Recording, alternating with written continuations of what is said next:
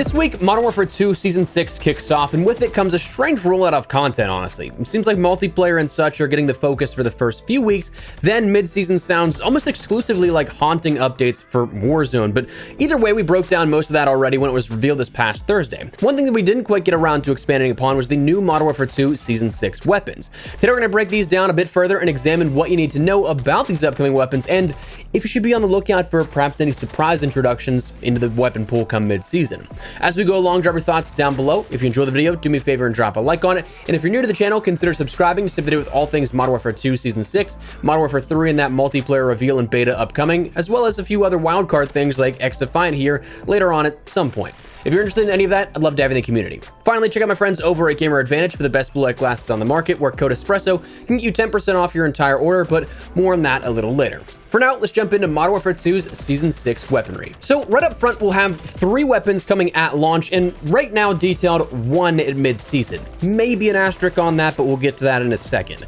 Firstly, though, we end up seeing a new rifle, a new SMG, and a new set of melee weapons, or rather 1 melee weapon, but it's 2 items in particular. Firstly, for the rifle, let's talk about that one. It's the TR-76 Geist, described as a hard-hitting bullpup assault rifle chambered in 7.62. It's highly modular, and this weapon system can be adapted to fit a wide range of tactics and combat scenarios. The TR-76 Geist packs one hell of a punch, dealing solid damage with a moderate fire rate. Its compact design supports manageable recoil too, making for a rock-solid foundation before accounting for gunsmith. Catered to its high damage profile by focusing on attachments that improve mobility handling or equipping its custom 10-round semi-auto modification for even higher damage and greater precision. Excel at greater distances with a mid-range optic, or equip a dot sight and laser for close quarters play. However you build a TR-76 Geist, you'll find it a worthy addition to the assault rifle category, offering a reliable and aggressive weapon that will perform admirably in the challenges ahead. So the biggest takeaway here that I find out of that description and what we see out of the imagery is that, well, the initial expectations I have is that this is the Ram 7 from Modern Warfare 2019, but chambered in 7.62 rather than 5.56. So obviously I'm imagining a higher rate of fire. They already did mention that yes, it is something that the high damage profile is one of the signature features here of this, but also that trade-off in a slower fire rate, that's something that I'm kind of curious where that will go, because Modern Warfare 2019's Ram 7 had a pretty decent fire rate. So will this be something that it draws back a little too much, where it's outgunned by weapons that may necessarily be weaker just simply because of its rate of fire and the amount of rounds you could expend in that time, or will be something that actually can hold its own quite well? Either way, it sounds like it's pretty manageable, pretty controllable, and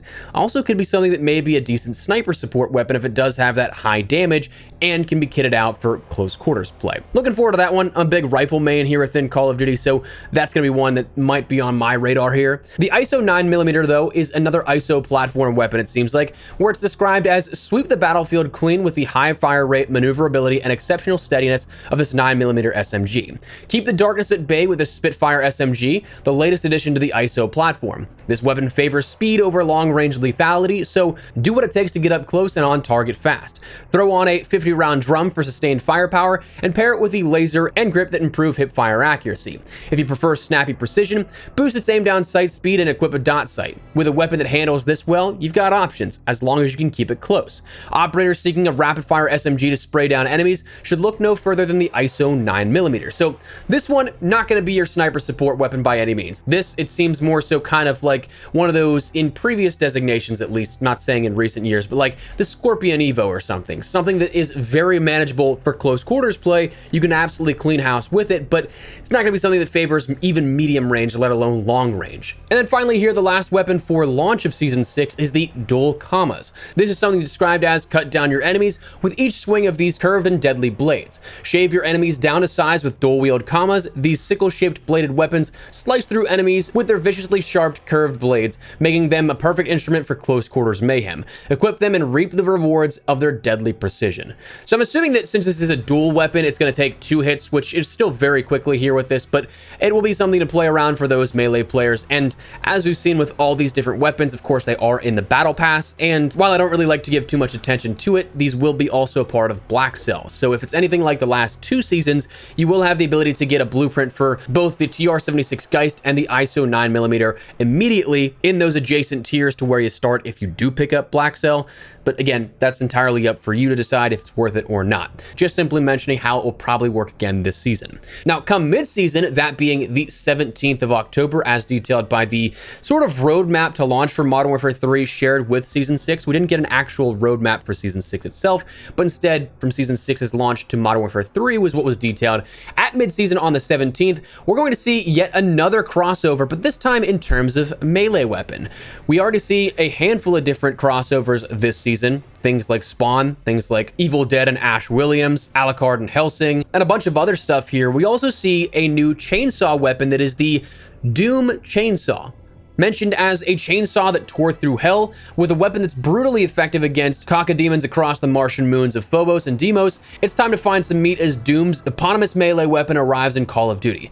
This weapon, along with the deadly super shotgun blueprint featuring an all-new trigger attachment, are available within the Doom bundle. This truly hellish offering is available to be wielded across the Haunting and, like all other weaponry, carries forward to Modern Warfare 3. Though physically different in form, the chainsaw has the same damage profile as the pickaxe. It does not have a progression, nor does it have a mastery reward associated with it, and should be considered a variant of the pickaxe when delivering damage to an opponent. So it gives you a bit of an expectation here with this, but another melee weapon coming mid-season. But that said, that's kind of like 3 new weapons here and one that's like half new weapon perhaps at mid-season, but curiously absent not only just from this weapon offering, but the entirety of Modern Warfare 2's post-launch support year is any DLC LMG, which is exceptionally strange considering the fact that the Bruin was rumored to be coming with Season 6 as a data mined weapon, and we've also seen that PKM all the way back in Season 3's marketing that was teased. So neither of those have been listed here with this, but does this mean we have any sort of hidden mid-season weapon unlock coming? It is detailed, of course, the Doom Chainsaw is going to be coming in a bundle, but we just saw 3 weapons introduced in the Battle Pass's mid-season sector that unlocks with mid-season this past season with Season 5, and the MX Guardian was introduced in that timed Battle Pass tier sector as well the season before that with Season 4. So is it possible we still see more? I mean, it kind of feels weird that we'd introduce 2 new things in that way, kind of setting up what seemed to be a pattern for unlocks and how weapons were handled, but then not see it within Season 6. I'm not necessarily ruling it off the table here yet, because it seems like there has been a ton of stuff already detailed from the blog post and the reveal for Modern Warfare 2 Season 6 that showcases a lot of what's upcoming at mid-season, but maybe there's still room for a little bit of additions here with that. We'll have to see how it all plays out. Again, not taking it off the table, but also want to keep an open mind to the potential that there won't be any mid-season update. I don't want to expect them because then that will breed disappointment if it doesn't happen. But it definitely is weird, right?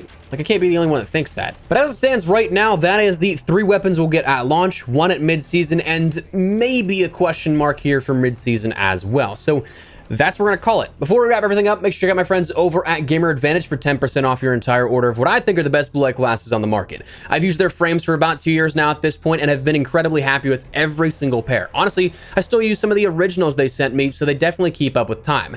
They recently just released their new Diablo frames, which for those that like aviator style frames, these are absolutely for you.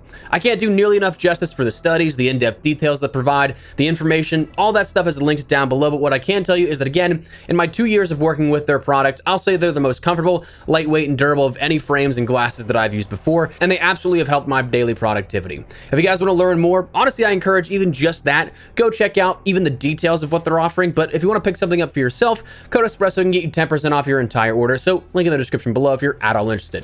For now, though, that's what we're going to call it. Again, drop your thoughts down below, but if you enjoy the video, you find it at all insightful, do me a favor and drop a like on it, and if you're new to the channel, consider subscribing to stay up to date with all things Modern Warfare 2 Season 6, Modern Warfare 3 upcoming, and even more FPS content. I'd love to have in the community. For now, though, thanks so much for watching. My name is Espresso. I'll see you later. Take care, and peace.